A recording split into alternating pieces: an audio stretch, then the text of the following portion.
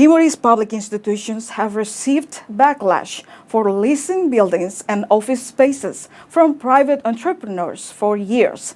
The institutions under scrutiny include Timor-Gap, National Petroleum Authority, and National Mining Authority, which have never operated out of dedicated government-owned offices. The government defended their rentals, saying it's temporary and an investment in the private sector. These institutions have been operating out of private properties for years.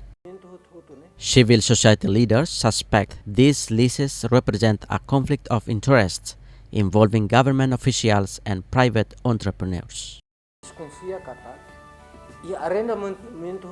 I suspect that in all these leases, they divide the percentage between the institutions and the entrepreneurs.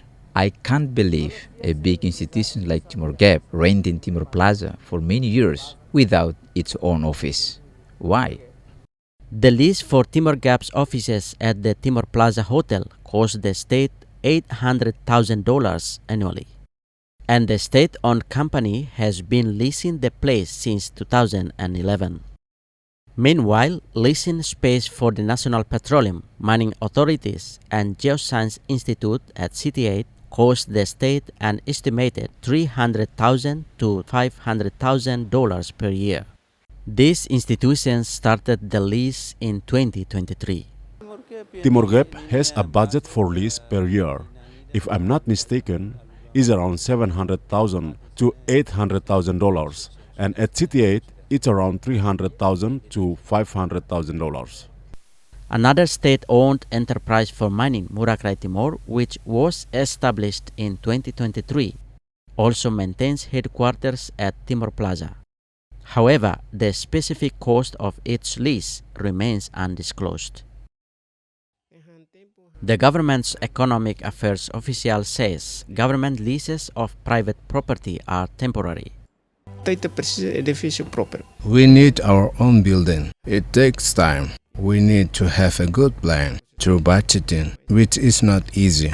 That is why the government made the decision to respond to emergency needs, to work efficiently and effectively at the minimum level. Mr. Martins argues the lease is an investment that encourages and supports the local private sector.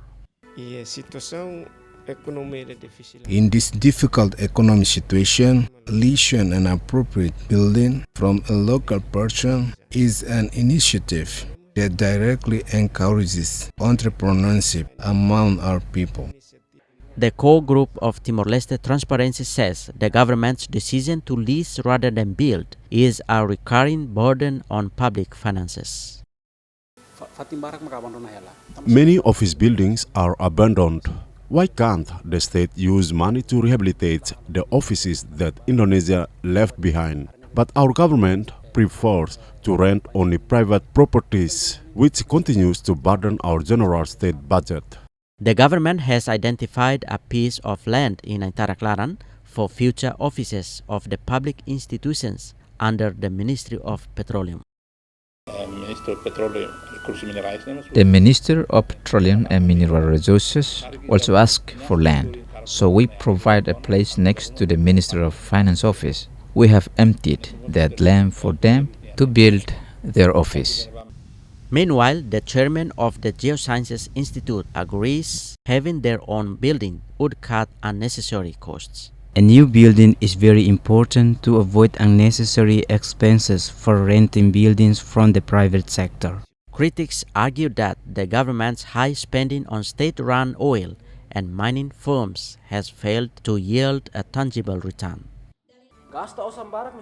Timor-Gap has spent a lot of money, but there is little evidence of a direct return to the public. While the staff salaries remain high, the company has yet to provide a transparent report on its return on investment. The Minister of Petroleum and Mineral Resources responded saying the costs are necessary for the institution's operations. Other public institutions currently leasing are Timor-Leste's Ombudsman Office, State Secretariat for Professional Training and Employment, State Secretariat for Urban Planning, and State Secretariat for Local Development. We pay the rent of the Excelsior Resort every month, $22,000, and our contract is for 1 year. The Ombudsman just started the lease this year as each office building undergoes rehabilitation. And the State Secretariat for Professional Training and Employment's Labor Mobility Office just recently moved into City 8, joining the petroleum institutions. However, the financial details of the rental have not been made public. The Secretariat of State for Urban Planning and the Secretariat of State for Local Development are new entities under the current government. However, the cost of their leases at the Haksolok Hotel remains unknown. This prolonged reliance on short-term leases has resulted in significant rental expenditures that likely exceed the cost of constructing or purchasing permanent headquarters. Vicky Madeira, RTTL World News.